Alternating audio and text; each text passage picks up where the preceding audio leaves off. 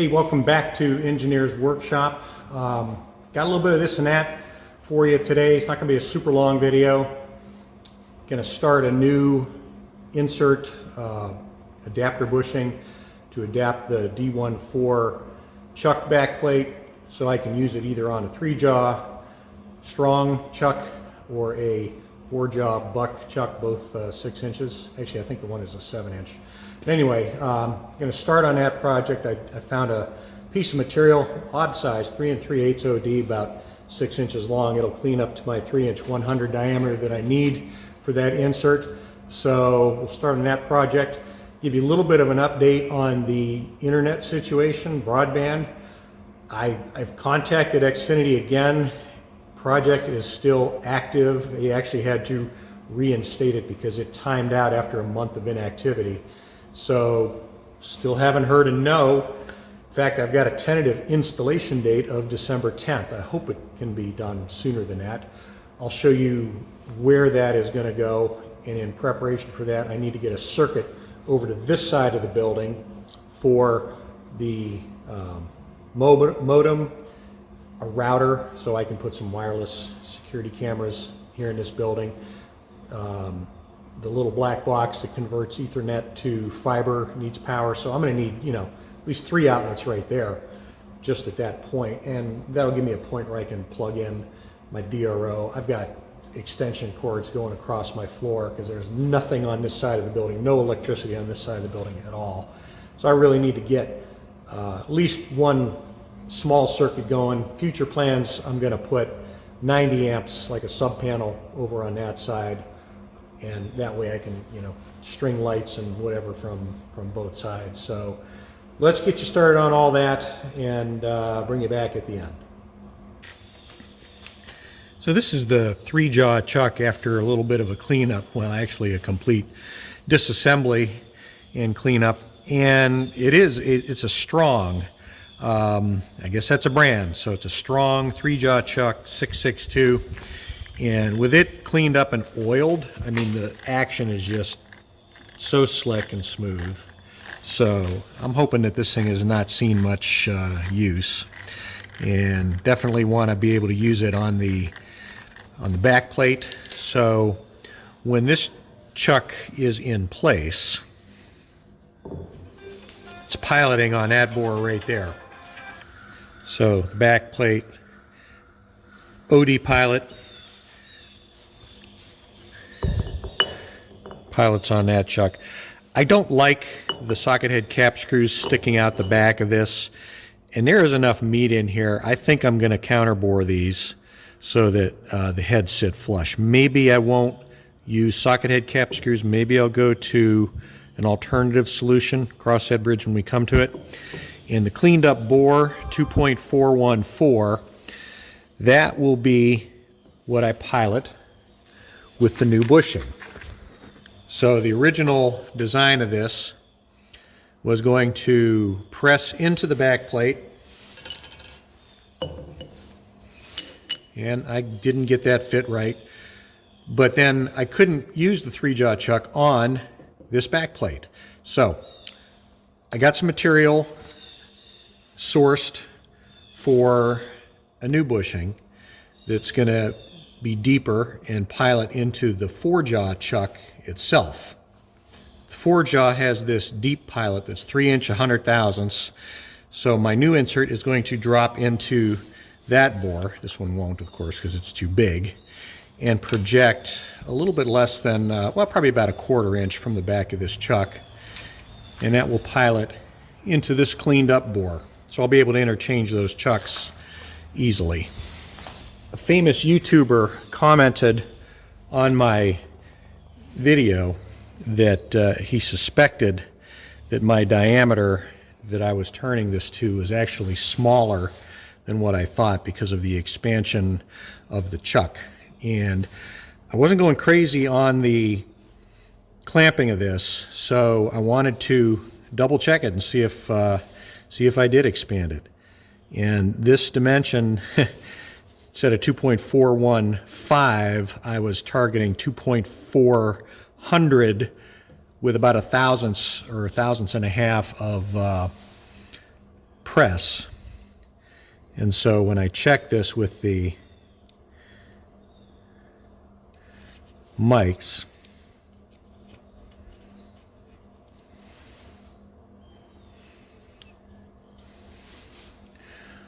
I'm at 2 inches 401.5.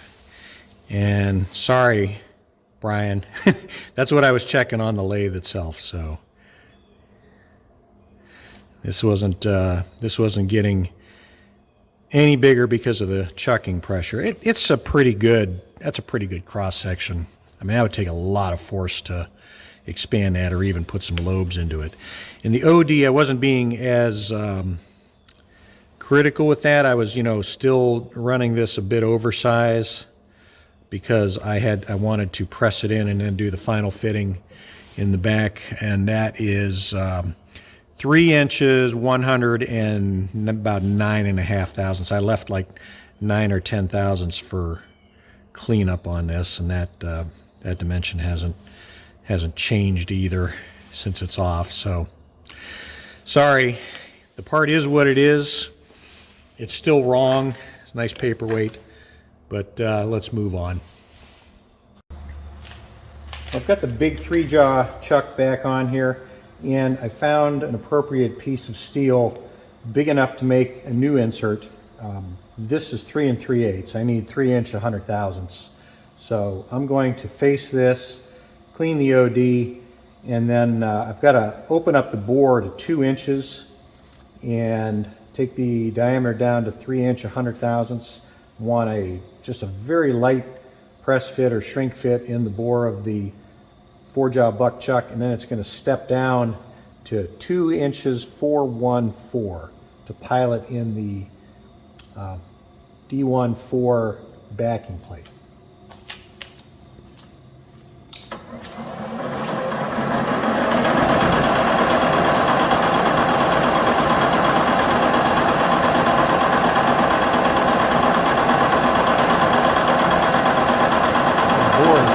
Really off.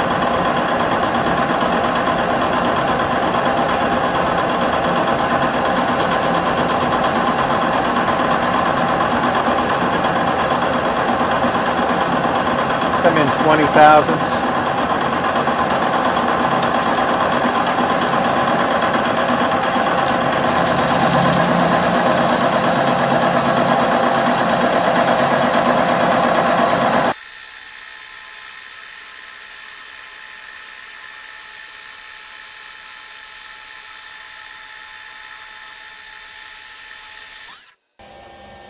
Did fully clean up. Okay, let's cut the OD.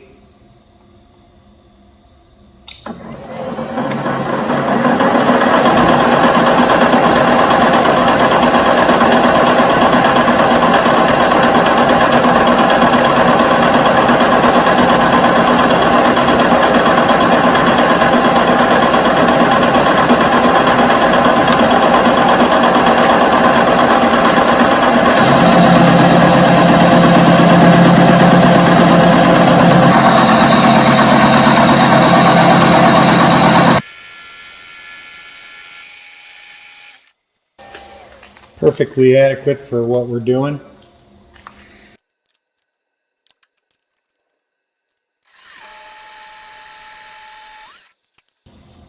I don't think my boring bar is going to go in there without taking a massive cut.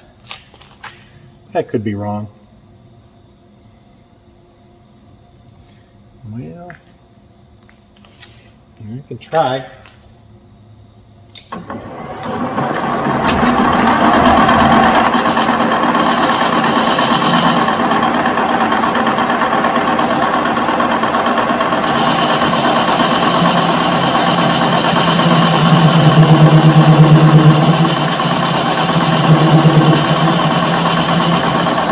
Doing it, but it's not liking it. Let's see if I can back off the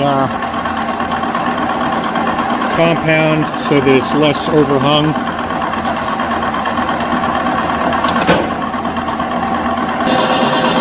That's better. about 1 inch. So we should be able to go until the insert disappears.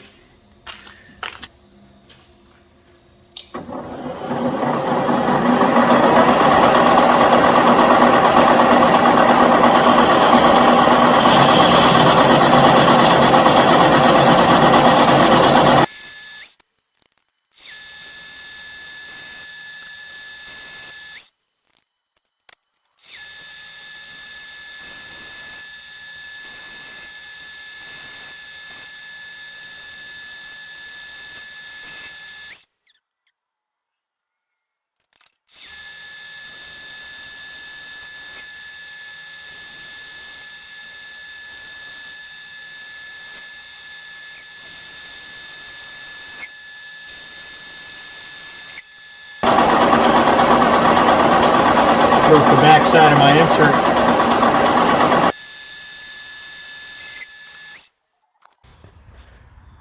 I need to run a circuit over to this far side of the shop, and my electrical panel is on that beam right there. So that's 50 feet plus the diagonal. So I've got a 2-inch conduit. I've got a 3/4 inch conduit with some wires in it. Got a 1/2 inch conduit with some wires in it, and I got a couple others.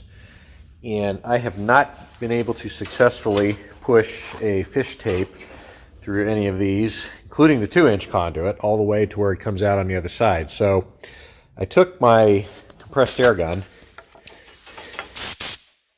and I can blow into this conduit here, and I can hear it on the other side of the shop. The problem is I've got about 10 to choose from. So I came up with an idea. Put my old coach's whistle to work here. I'm going to tape this to the conduit, and I'm going to blow from the other end.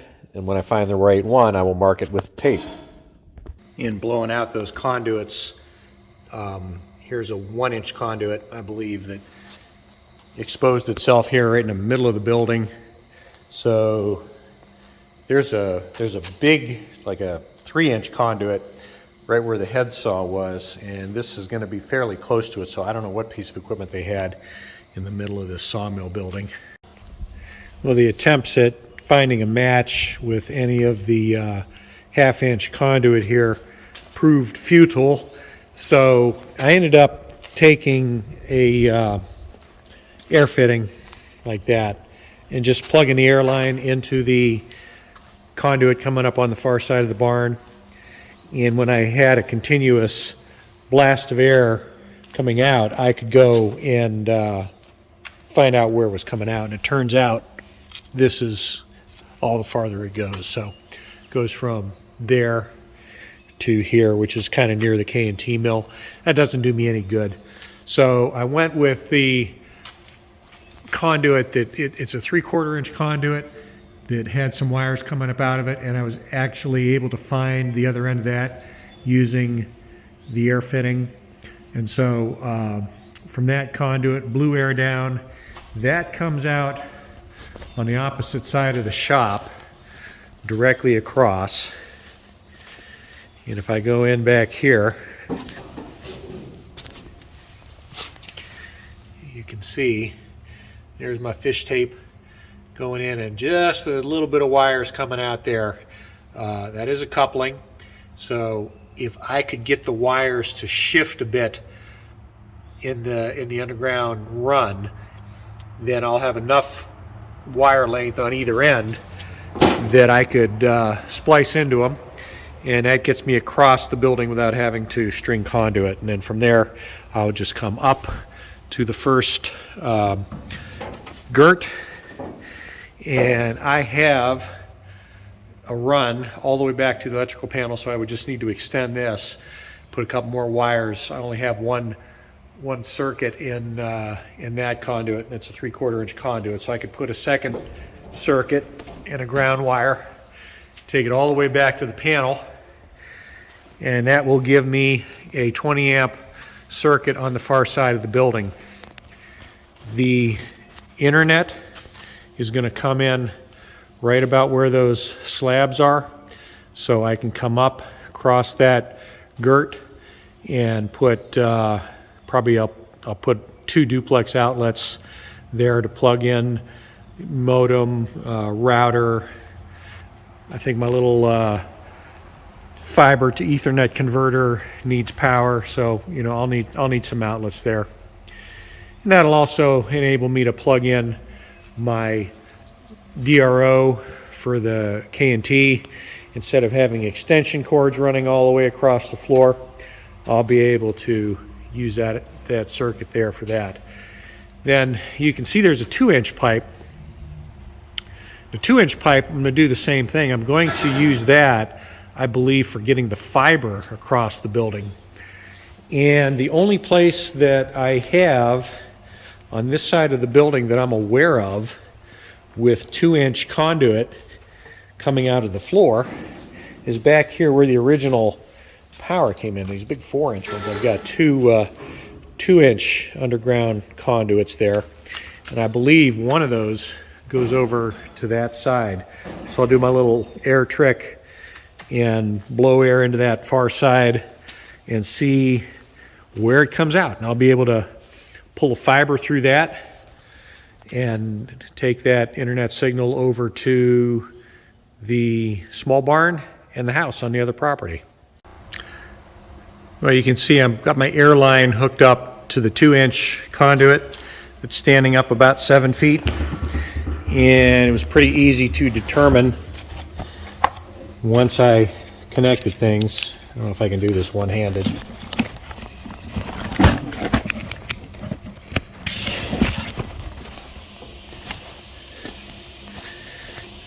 What I got at this end was a big blast of water out of the conduit.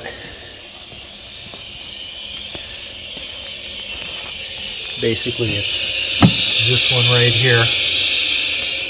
So if I can connect a riser and come up above the girt and come down that wall, that can be my crossover point for the fiber optic cable. Heck, I could put fiber optic cable and I could put a lot of things across there in a 2-inch conduit if I wanted to run an electrical circuit as well. Okay, I've managed to push a fish tape through this conduit. Oh, I want to get this. I want to get that coupling off. My goal is we'll put a box on here. We'll continue to extend this up to the girt and then put a box with 2 duplex receptacles up on the sidewall. And so what I'd like to do is try some of this wire pulling lube and see if that will enable me to pull these wires down. I want to get them to where they're just long enough to stick in the box and get about that much exposed on the other side. I mean, there's just a 90 under there and there's a 90 at the other side. So I don't know how they freeze in position like they do, but they do. So I've never tried this stuff. I know it makes a mess. And I also want to pull a line back through here. So if I'm unsuccessful, at the very least, I can pull through a new circuit with some THHN wire that I have over on the other side of the building. But, if I can use this, 50 feet is 50 feet. Now this is this stranded? It feels like stranded wire. I've got solid wire, but let's goop some stuff into the conduit here. And then I'm going to go over to the other side, goop up that side.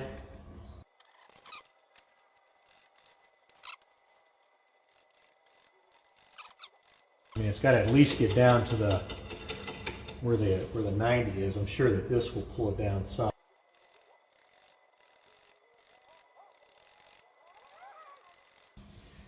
All right, I'm going to try to do this on the other side as well.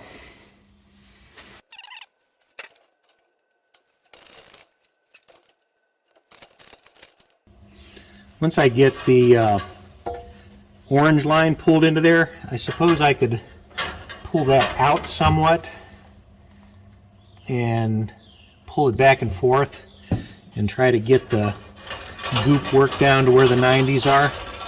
I mean, I don't imagine they're too far under this floor here. I don't know that I'm going to get much more to flow into there, especially with that fish tape in there.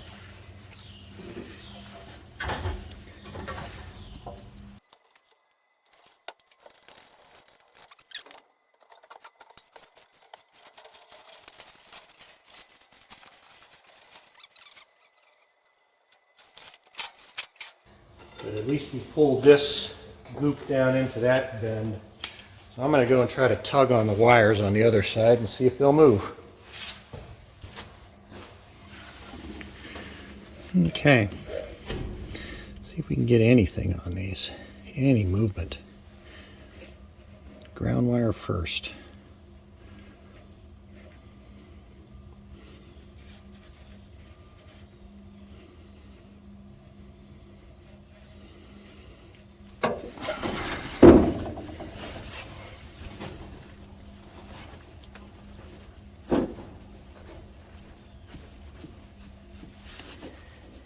It feels like it's stretching a bit, and it would have to be pulling past that 90 in order for it to feel like it's stretching, right? I just broke off or pulled off some of the insulation.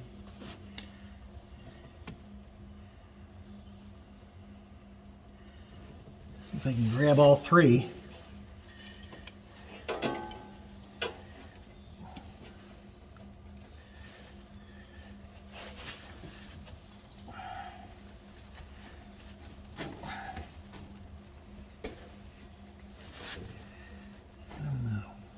don't know what that's doing.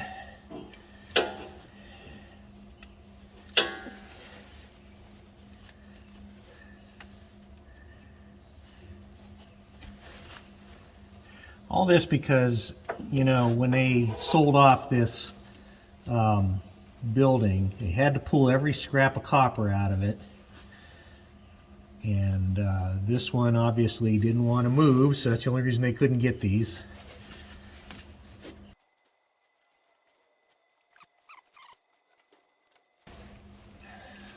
And definitely I'm ripping the insulation. So, you know what I'm going to try? I'm going to try shoving some more goop down there and pulling the string back. Tie a loop in it, pull it back down. Apologize that you can't see what's going on here, but I can barely see what's going on.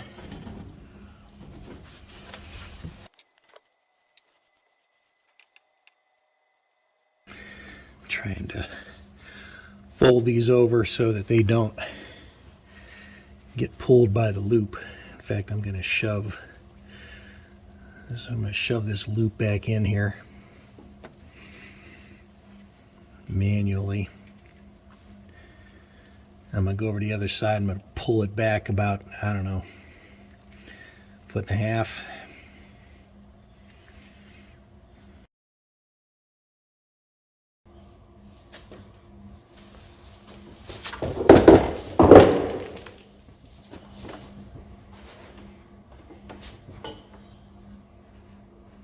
Jesus.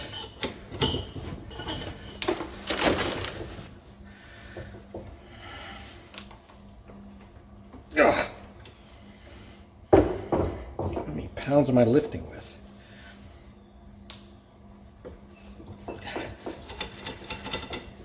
Nothing. So what's my alternative? I got to pull new circuits in with these wires in place.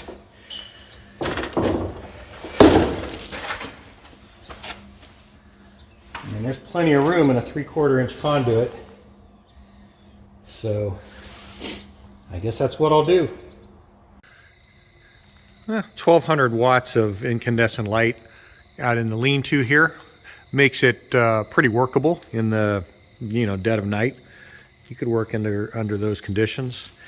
And inside, with a couple of 20 to 30,000 lumen LED flat panel lights, this is nice and bright for working. I'm thinking long term of mounting these up on the eave right there, and I'm thinking probably I'll start with one per bay, so that's 25 feet from there to there.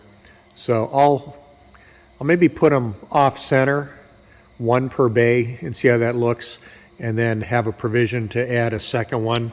So I'd actually have one of these every 12.5 feet. I don't know, might not even need that many, but then basically, that one would shine down towards the far side so that it's not, pointing that light down, and then this one up here would cross and shine toward the far side of the building. I think that would be a pretty good setup. And that one, is only mounted at about 10 feet high. This one is a little higher at 12, but it's getting there. My son's getting real close to having the Spitfire frame ready to go back under the car. He does have the rear axle assembly together. This is his bolt-in cross member, which goes in between these ears. This is a chassis black, I think it's a satin black, but it looks pretty glossy at night. So it's a true frame off. It's going to be a neat car once he gets it back together. Can't wait to go for a drive in it with him. Diesel powered Spitfire. You can see the donor vehicle back here. This was a 2002 Jetta TDI, and my son actually lifted this car 2 inches, put big 15-inch tires on it, and took this on the Gambler 500 in Michigan. If you do a search for the facility Gambler 500, you can see some videos of him doing his thing with this car. Ended up punching a hole in the oil pan, fixing that, but what finally did him in was that wheel came off when he was going down the highway, and so he had it towed to a shop, and it was in Michigan has that funny little divot there where my thumb is. I forget what city that is. I should know this because I spent 5 years in Michigan, but I went and got the car for him on a road trip when I was in Cincinnati, so brought it back, and he pulled the engine, and that's going to go in the Spitfire. Got my task lighting set up at the chop saw here, and my son's engine, getting sawdust on it. Everything's taped off though. This is the reconditioned TDI engine with his fully manual injection pump and the T5 transmission out of a Mustang. So this is ready to go in as well. And the body in the middle of the shop under the hoist.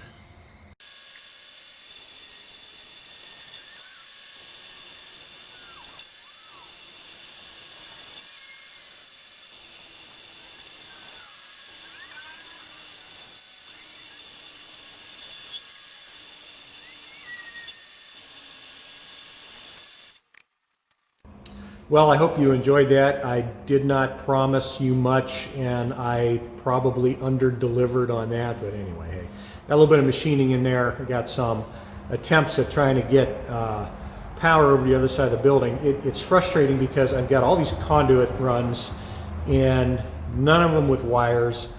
Where I've got wires, they're stuck.